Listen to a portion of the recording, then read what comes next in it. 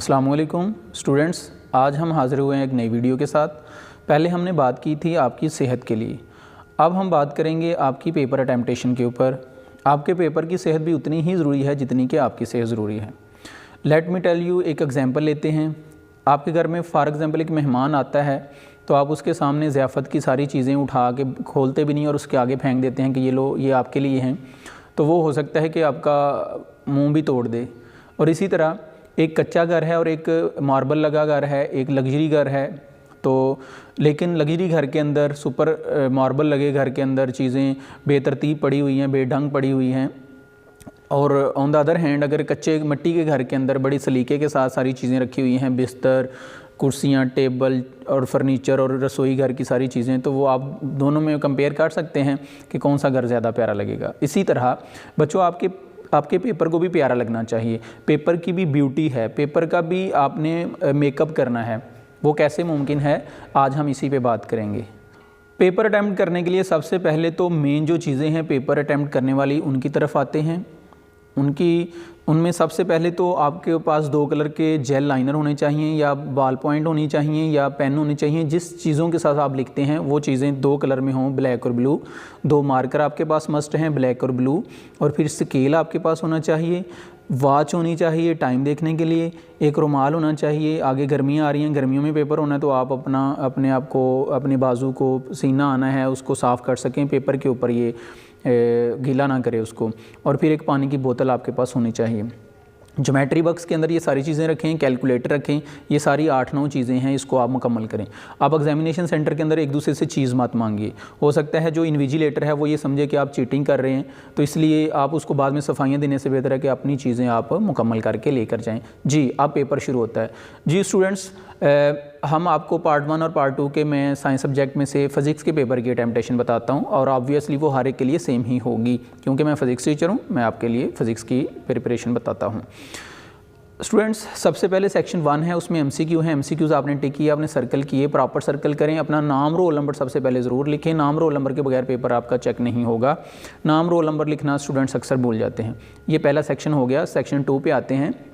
Section 2 के अंदर आपके पास शॉर्ट क्वेश्चंस हैं। शॉर्ट क्वेश्चन के पहले क्वेश्चन नंबर 2 जो है उसमें से अगर आपने 12 में से 8 शॉर्ट क्वेश्चन करने हैं तो स्टूडेंट्स आप 8 शॉर्ट क्वेश्चन सबसे पहले तो वो शुरू करें जो आपको आता है, जो आपको सही तौर पे जिस पे ग्रिप है वो शुरू करेंगे, और उसका नंबरिंग दें, उसकी हेडिंग दें, और की पॉइंट जो है की पॉइंट्स को ज़रूर लिखें।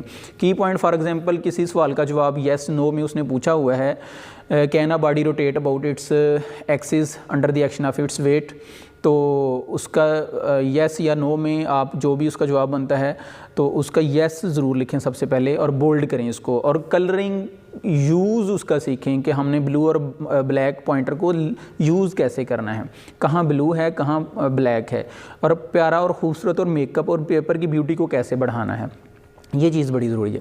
इसके बाद अपने इस पोर्शन को मुकम्मल कर लें, क्वेश्चन नंबर 2 को, फिर क्वेश्चन नंबर 3 पे जाएं, फिर क्वेश्चन नंबर 4 पे जाएं।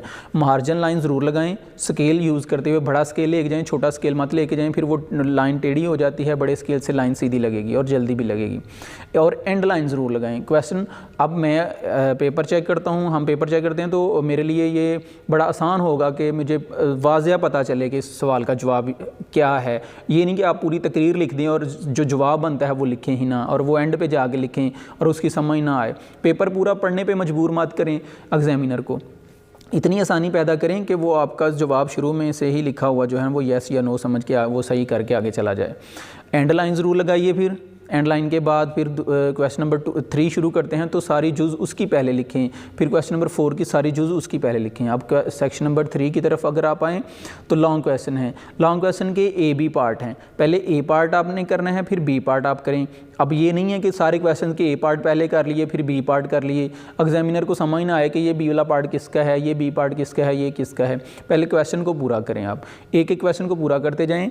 एंड लाइन ज़रूर लगाएँ, पेपर की ब्यूटी का ख्याल रखें, क्रॉस मत करें, वाइडनर बेतहाशा यूज़ मत करें, रिमूवर बेतहाशा यूज़ मत करें, कटिंग ओवर राइटिंग से आप अवॉइड करें। और सबसे इम्पोर्टेंट बात फिर मैं एंड पे करने लगा हूँ वो ये है कि आपने अपने पेपर के टाइम में से 10 मिनट बचाने हैं ताकि आप इसको प्रूफ रीड कर सकें, इसको दोबारा रीड कर सकें। और बोलता है तो बोलता रहे, कोई चीटिंग कर रहा है तो या आपने यही तसव्वुर करना है कि आप इधर अकेले हैं, आपने किसी की तरफ तवज्जो नहीं देनी और अपना काम अपने ध्यान से और पेपर को अपने पूरे को कवर करना है। पेरेंट्स से गुजारिश है कि बच्चे को प्रेशराइज मत करें और इसका कंपैरिजन मत करें कि तुम्हारी कज़न के इतने नंबर हैं, तुम्हारे फ़लाँ के इतने नंबर हैं, तुम्हारे बड़े भाई ने ये तीर मार लिया। हर बच्चे की अपनी एक कैपेबिलिटी है, उसका एक अपना लेवल है, उसकी अपनी वैल्यूज़ हैं। उसका कभी भी कंपैरिजन किसी बच्चे के साथ मत करें और उसको रिलैक्स रहने दें और मोटिवेट ज़रूर करते रहें वो पढ़ने के लिए, क्योंकि एग्ज़ाम के दिन हैं। और इतना भी प्रेशराइज़ मत करें कि बच्चा जो है वो जो अपनी पहली वाली परफॉर्मेंस को भी खो बैठे। बहुत शुक्रिया, थैंक यू, अल्लाह हाफ़िज़।